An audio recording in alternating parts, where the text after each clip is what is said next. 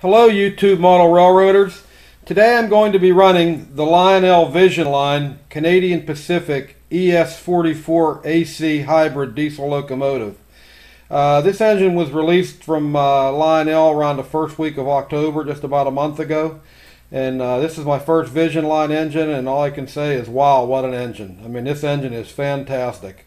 I originally wanted to get the GE hybrid diesel engine that was released earlier this year in January, but those seemed to fly off the shelves and I never had a chance to get one. So as soon as I seen Lionel catalog this Canadian Pacific engine, I made up my mind that I was going to get this engine, and I'm very glad I did.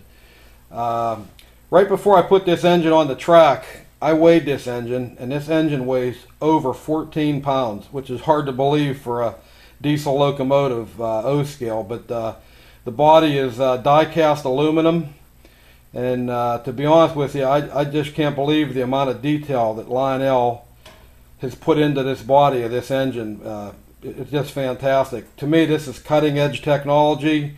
It's state-of-the-art in the model railroading industry, and I'm just really tickled to have this engine. This engine has all the top features that Lionel makes. It's feature packed. It has the legacy operating system, Odyssey 2 speed control, has the LED headlights front and rear, illuminated number boards, the oscillating ditch lights, electro couplers front and rear, has the ground lights, and what really sets this engine off, just like the GE hybrid, are the charging lights that flash green along the bottom sides of either side of the engine.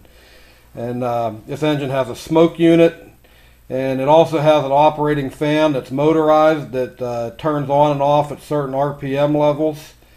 And as some other people have done some videos on the GE hybrid that was out earlier this year, the roof lifts off this so you can get a detailed look inside the cab. There's an engineer and a brakeman figure in there. The front door opens. There's a detailing in the front door. There's a fire extinguisher, and it's painted beige, and it looks like a locker in there that the crew would use. And there's a couple little accessible doors on the side of the engine just below the cab. The windows slide open and close. There's rear view mirrors on this engine, and this engine is just a phenomenal engine.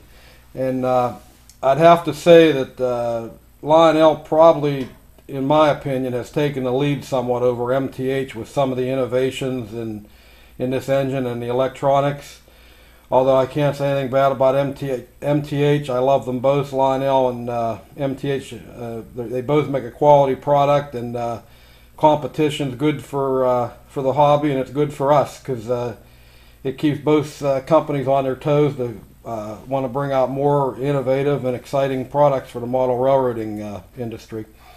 And the paint job on this engine is first class. I know I was a little leery about buying an all red engine, but I mean, this paint job is flawless. And the Canadian Pacific white lettering, it's so crisp and clear. There's no bleed to it.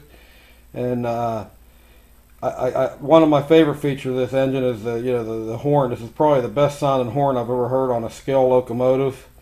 And just overall really happy with this engine. I actually planned on doing a video last week, but I did have a minor technical difficulty with this. I thought I was going to have to send it back to Lionel, but here there was a loose wire underneath the run program switch that you can access your controls under the radiator, and I talked to a technician at Lionel, and I guess they've had this problem. They had me take the screw out that holds the circuit board down, wait 10 seconds, I put it back in, and the engine was able to be programmed and fired up. So in case any of you get an engine and might have a similar problem, you might want to try this first. It's the screw nearest to the run program switch.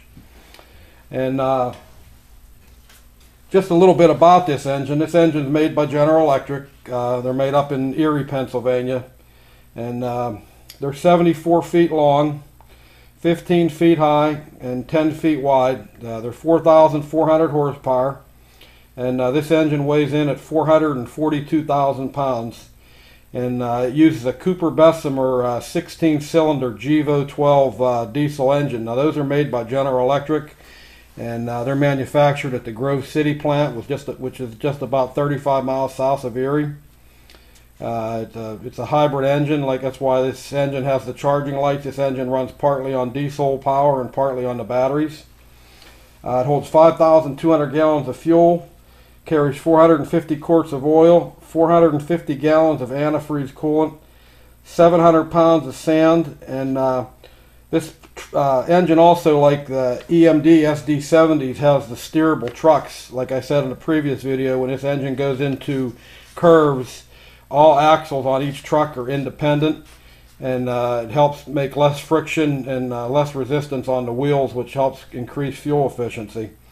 And one other thing that General Electric had come up with this engine, it's a lot of the railroads love. This has what they call high adhesion trucks, and what these are is on each set of trucks there's traction motors. There's 6 traction motors on each truck, and there's sensors on these traction motors, and they send signal to the main onboard computer, and if the onboard computer picks up sensing from the sensing unit that the wheels are slipping, the traction motors actually invert somewhat into a generator rather than a motor, and it actually applies a magnetic field to the wheels, which helps adhere the engine to the track. Railroads use this like in steep grades or if they're pulling a long train. And so far, out of all these ES44 AC engines, there's been a total of 654 built. Union Pacific and Canadian Pacific own the most. Union Pacific owns 300 of these, and Canadian Pacific owns 200. And this is a fairly new engine that a lot of the railroads are still purchasing. And also, this engine here, if you compare this side by side with a Dash 9 or AC 4400 CW or the ES44, they all look similar. The only distinct feature that you can tell from the ES44 is that the radiator grill over the back extends out over the body, somewhat similar to the AC 6000. I have an AC 6000 here. It's an MTH GE. If you notice the back radiator, it sticks out past the rear end of the body. Well, that's what the ES44 does. And just a real nice locomotive. So without any further delay, let me run this for you. Oh, one other thing I'd like to say too, this engine also probably has the most highly detailed trucks on a model train that I've seen. There's just so much detail put into this. And this engine also has all kind of placards and warning signs and everything that are all legible. And it's just a very nice engine. If you guys get a chance to get one, I know it's an expensive piece, but you'd definitely be happy with it. So let me go ahead and run this. Catpack 9860, do you read me?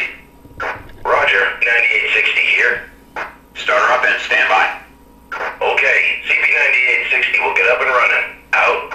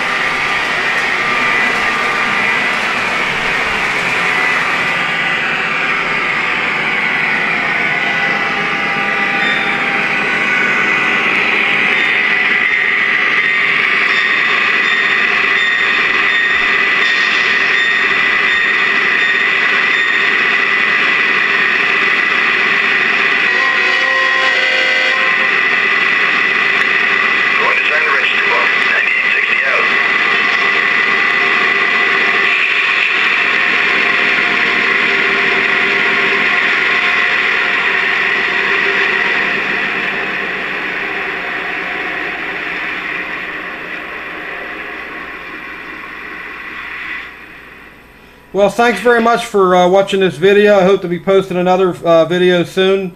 My next video is probably going to be I bought the Lionel Line Master New York Central SD90 freight set, and that'll be my next video. So I'll catch you guys on the next time around. Thanks for watching. Bye.